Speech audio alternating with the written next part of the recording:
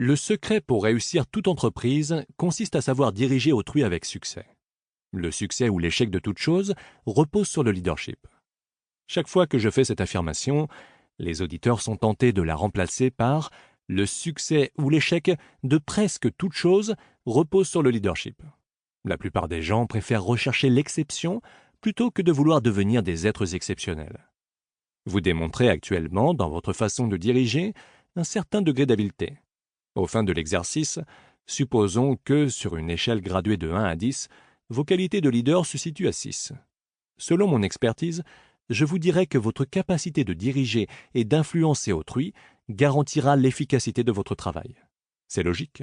Vous ne pouvez pas obtenir de résultats supérieurs à votre degré de leadership. En d'autres mots, votre leadership déterminera le niveau de votre réussite ainsi que celle de vos collègues et de votre personnel.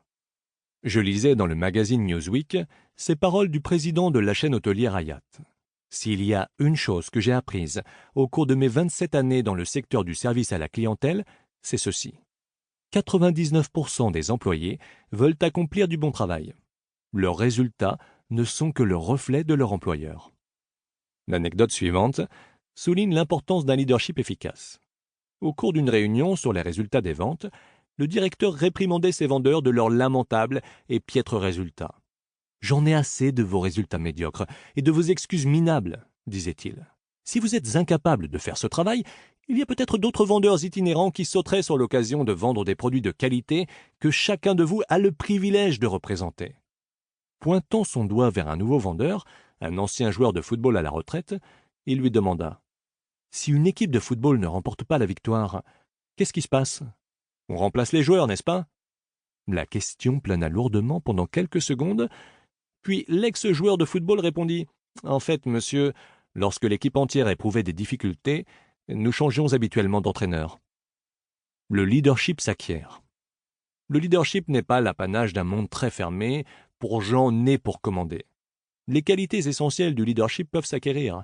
Si en plus vous ralliez les autres à votre volonté, plus rien dès lors ne pourra vous empêcher de devenir un leader.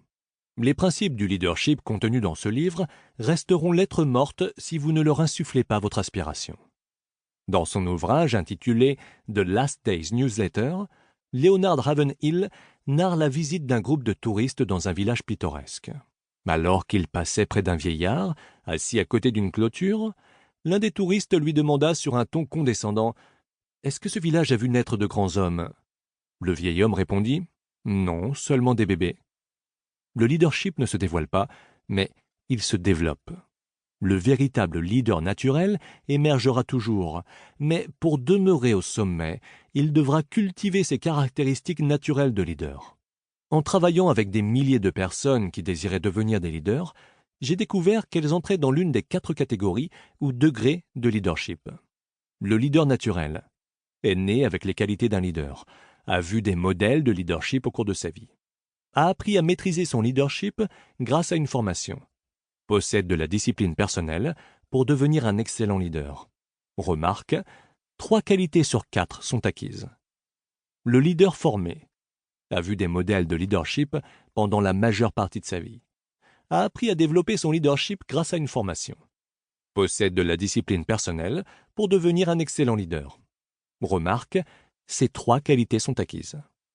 Le leader potentiel voit depuis peu de temps des modèles de leadership, apprend à devenir un leader grâce à une formation, possède de la discipline personnelle pour devenir un excellent leader. Remarque, ces 3 qualités sont acquises. Le leader limité possède peu ou aucun contact avec des leaders, a suivi peu ou pas de formation de leadership, désire devenir un leader. Remarque, ces 3 qualités peuvent s'acquérir.